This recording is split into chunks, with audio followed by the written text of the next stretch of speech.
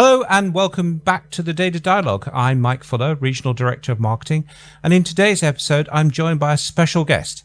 In person from America, my colleague, InterSystems Senior Advisor to Supply Chain, Mark Holmes.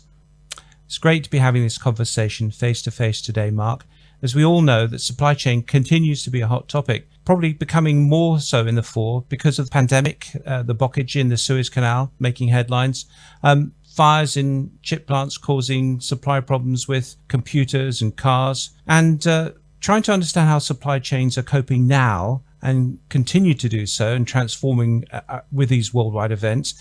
With your experience, 30 years of experience in the supply chain industry, are these new problems or are they exposing ones that already existed in the supply chain? Yeah, it's a good question, Mike. I don't know if it's necessarily, new problems. I think it's exposing the limitations to be able to manage disruptions that we have today. It's just, as we know, the disruptions that we're having today are much greater and much more expansive than they have been in the past. But it's been complicated because the number of applications that have grown into our supply chains over the years. So now we have all the global disruptions, we have the constraints, but we also now have, millions of pieces of data that's coming in that needs to really be analyzed more so in real time to be able to determine what we need to do. And then on top of that, there's issues around labor constraints, and to being able to really, within this digital environment, to be able to analyze data the way we need. And at the same time, there's been a tremendous change in consumer behavior patterns, especially, at the point of sale. And with disruptions and with the disparate data and systems that we have, it's very difficult to be able to interpret and to come to actionable insight. Okay, you use an interesting term there when you say actionable insight. I take it you mean really turning insights into action in a timely way. Now, how are companies achieving this? We have created a data platform that creates a connective tissue through a concept called data fabric, of where there's an architecture that has been built that makes data usable and trustworthy. But we at InterSystems, what we do is that we create what we call a smart data fabric. So now we use embedded analytics and embedded interoperability into the platform so that we can now analyze data more accurately in real time, and at the same time be able to bring in the workflows. So the combination of the workflows and the data in more real time and with more accuracy is how we're being able to manage those actionable insights, as you just mentioned. And what kind of examples have you seen in our customers? Because obviously we've got a wide customer base over the world, everything from MSC to for the shipping and Amica for the semantic orchestration of supply chain, CFO in France in terms of building, supplying malls. So what are you seeing common concepts arising from this, connecting all these different data sources, connecting all the internal, external, the ERP, their own databases? How do you bring that all together with this connective tissue? So it's, by adding the SPAR to the example that you gave, it's all about, how do we bring that connective tissue of all the disparate data sources and bringing that together in more of a real time and accurate way. And a lot of it is around harmonization and normalization and being able to then create those actionable insights from this one database, one data platform, of where we're bringing those four capabilities that I talked about earlier into one platform. And that's where we need to be now, is we need to be able to bring the capabilities, again, of ingestion, of integration, of interoperability, which is workflow, and of embedded data analytics, which is around AI and ML, and be able to truly leverage the AI and ML portion of what we do. Because, with that much data and the different sources of data, that you need to have the AI and ML to help you enhance those actionable insights that are accurate and more real time. So it's all about time to decision in an accurate way. Okay, so lots of data sources and the means of getting that data together using that connective tissue, that smart data services. But with all this data, you have to understand the domain. So there's a very popular role now for data scientists, but is that the whole story? And how do we scale that domain expertise and that applicability of data scientists and the work that they do, the wrangling, I understand it's called? How do we expand that in an organization and make it practical and easy? Yeah, that's a good question because again, there's a limited, I would say, capabilities in the market today to be able to, with this so much disruption and with the disparate data and the whole aspect of what you said around data scientists, bringing on more and more data scientists is not the answer for many reasons. But our platform brings what we call a user self-service for analytics, and it allows to use the platform to enhance almost as being a data scientist itself. So we're using our embedded analytics, our embedded interoperability with workflow and AI, and what we have is called integrated ML. And we're replicating what a data science would be doing, but we're being able to do it in an at-scale manner so that we can, with millions of pieces of data across many, obviously when you're talking around verticals of consumer goods and manufacturing, you have so much data along the entire supply chain. And being able to have a platform that is ingesting and bringing that information together in a more insightful way is what we need to augment a data scientist role to be able to analyze the data in more real time. Yeah, that was a term that Gartner was using, this augmented insight, augmented intelligence, and augmented transactions. And I think that makes a good point, because it's not that we're trying to replace the experts in the market. We're trying to empower them. From the sound of it, you're putting in the hands of much more people in the supply chain the means to make the intelligent decisions when they need to do that in the moment. Last week, I was talking to the chief supply chain officer for Mondelez, and Sandra was saying that, look, we need to come to a more transparent supply chain and get to the point of optimized decision making. And that's what everything that we've just been talking about. So if you think about this, transparent supply chain, what does that mean? That means we got to have that connective tissue, bringing all the disparate data sources and systems together, number one.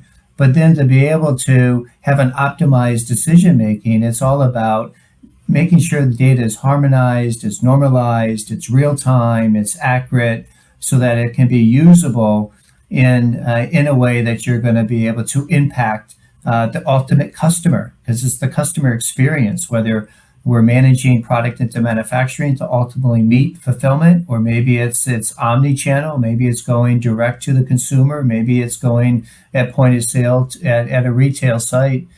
But it's all about that, optimizing the first mile and optimizing the last mile through enhanced insight. So it's a lot of times I talk about it as in putting intelligence into the supply chain at scale. Right. Thank you. And I think we kind of touched on it earlier, but this network approach, rather than taking a linear approach to the supply chain, allows companies to pivot. It allows them to be more resilient. Do you have examples of that? Do you have a better insight into how a supply chain becomes more resilient taking this approach? Yeah, absolutely. In fact, it's something that I've been talking about quite a bit for a while. To your point is, how do we move from a linear supply chain to more of a digital network, to where, you have a digital core in the middle, and that around the edges is that you have the whole aspect of synchronized supply and demand, the synchronized fulfillment. And examples of where we're doing that with some of our customers is that, we have like SPAR, like I mentioned earlier. SPAR is all about exactly that. So being able to see demand shifts within a region and at the store level, and then being able to then look at where's my inventory and being able to connect the transportation piece to it. So being able to connect the OMS, the WMS, and the TMS, but knowing real time using AI demand shifts at the point of consumption then allows you to rebalance in an optimal way the decisions that need to be made so that you can get product at the right location at the right time in the most optimal way. Yeah, and I think that's that end of chain, that consumer driven supply chain is where we're really being aiming at. The idea of not just time to market, but time to shelf, and the idea that those decisions can drive back the supply chain and manufacturing process. So you need that connective tissue. You need that interactive AI and ML process so that you can reiterate through your decision process. What other examples, apart from retail, and I mentioned MSC and the others, but you obviously talk to our customers and to prospects. What other examples are making a difference today? Can you share with us? Well, even if we go into, let's say, logistics and distribution. So take Peltec, very large, one of the largest distributors in Japan, and we're working with them in the same way. In fact, they are on a digital transformation roadmap, and we've become part of that digital transformation. As we all know, you start small, and it's a journey. You never can go from A to E, right? It's A, B, C, D, E. And so there's the small portions of optimization, but being part of the digital transformation, number one, is key. But being in the logistics and distribution part of the business it's almost a greater disparate application of sources, because if you think about it, it's not only dealing with the end, maybe that, whoever that end consumer is, but it's now you're dealing with all the ecosystem of logistics partners, your own systems yourself, the supply and the demand. And so what we've been able to do with them is improve inventory optimization through better planning and forecasting by 5%. And that's huge. 5% increase not only has a working capital impact, but it ultimately has a revenue impact. Right. And I think the world today needs to manage its reserves and manage its way it goes to market and really optimize how it applies its resources. So with this situational awareness you're providing customers, they have the ability and the time to make better decisions. So you're here for a number of activities. You've got a roundtable coming up. What are kind of topics do you think will arise in the roundtable discussions? It's going to be pretty consistent of what we've been hearing for a little while. It's accelerating time to decision that we've been talking about. How do we gain access to significant data sources and many different systems? So and the harmonization and normalization of data. I think we're going to hear a lot about that. I think we're going to hear a lot around supply chain orchestration, which is really that whole aspect of, control tower insights and maybe even a digital twin, which is at the very beginning of conversations within supply chain. We've been in digital twins now for a while in manufacturing, but it's starting to take off now in supply chain. And then we're going to hear, I believe, a lot around how do we take AI and ML that's been used in manufacturing for such a long time and take it outside the four walls and put it into helping with demand sensing and forecasting and helping improve replenishment and the whole aspect of on time in full. So I think we're going to be hearing a lot about that. Yeah, I think you make an important point there. We should never think of a supply chain in isolation. We mentioned retail at the front end, but the manufacturing and smart manufacturing is part of the story. This end-to-end continuity of semantics and of data and processes. So do you think that people really are getting that smart manufacturing and being able to connect it to the supply chain in the way they need to? I think that, the businesses are wanting to get to there on how do you merge smart manufacturing with the intelligent supply chain. And, I think some businesses are on the right track to get there, which is part of digital transformation, but it's nowhere near optimal in any way. And many businesses haven't even undergone the transformation.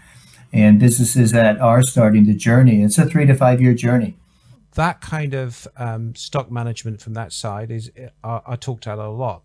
What about things like consumers being involved in the design of the products and the kind of feedback through all the way back into the manufacturing process? Is that a dream, or are we actually going to have that?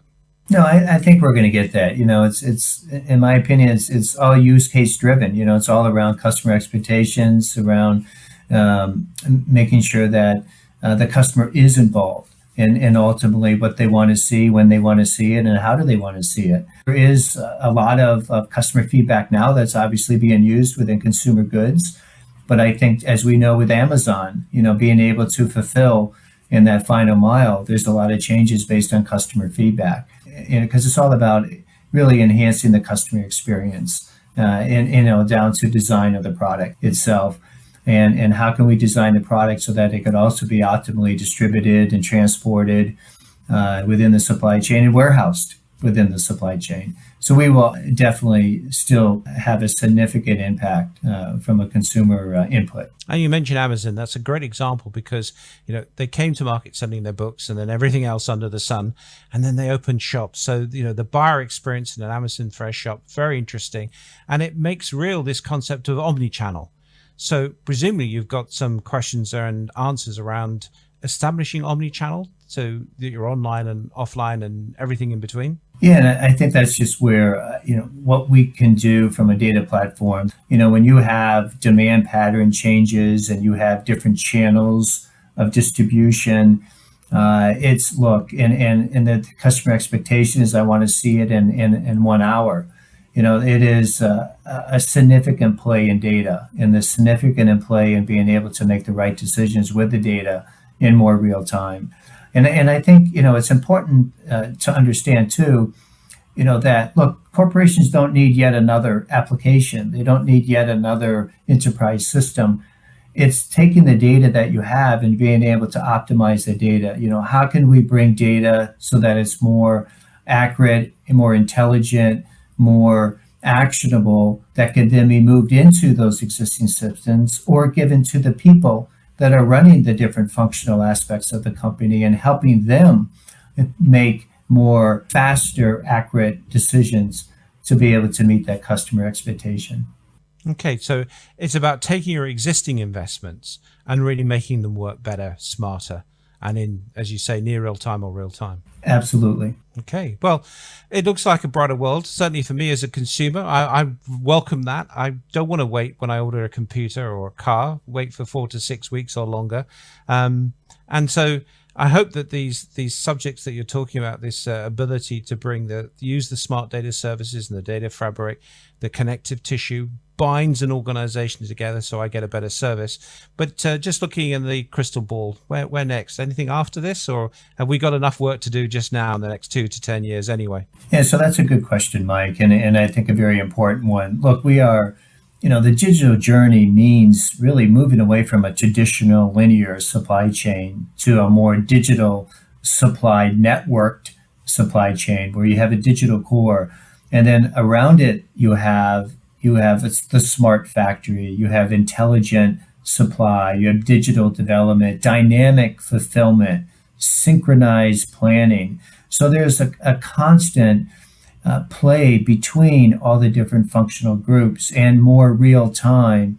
And that's where we're going. We're going to a very, collaboratively, digitally integrated supply network where there's a lot of synchronization, dynamic aspects that you will have to use more of a data platform that is having the capabilities that we talked about to be able to take and make sure that you're using accurate, real-time, actionable insights that are going to be working within a digital core to help you synchronize and play between all those cross-functional groups in real time at the same time. So Mark, when you're talking about using smart data fabric and smart data services to really be the connective tissue that brings existing real estates together in the supply chain to provide a better user experience, both from the consumer point of view and actually the people working in the supply chain, but starting now in a practical way, what are kind of 4 bullet points that you would summarize with where they have to start in this journey? Yeah, so look, it's all about, I think, there's 4 words that we can expand upon, and we've been talking about it. It's see, understand, optimize, and act. And if you go back to see, it's about providing that end-to-end visibility, and then at the same time being able to understand, which is the data-driven insights. But then you need to, in real time, optimize. So you need to have that end-to-end prediction and orchestration, which is going to lead to more prescriptive analysis. And then you need to act upon it, which is that end-to-end aligned decision making. And all of that needs to happen together at the same time. And that is everything that we've been talking about up to this point, is that it's that data-driven platform that brings those capabilities together in a way that we can see, understand, optimize, and act. Mark, thank you so much for joining us. So I really enjoyed listening to you, understanding the market much better now. But there's a lot for me to learn. And I think if other people want to learn more about this, I know you're posting a lot of information on blogs and on our website. And indeed, we've got the Global Summit, our annual conference coming up in Seattle on June 20th. So I know a lot of our customers and our partners are going to be there. You'll be there, won't you, Mark? Absolutely. Looking forward to it. Okay. So, I think face-to-face discussions, that's really what gets this going. I think there's a lot of energy, a lot of excitement. So thank you for your time. I really appreciate it. And indeed, thank you to the audience for tuning in to the Data Dialogue. Until next time, thank you very much.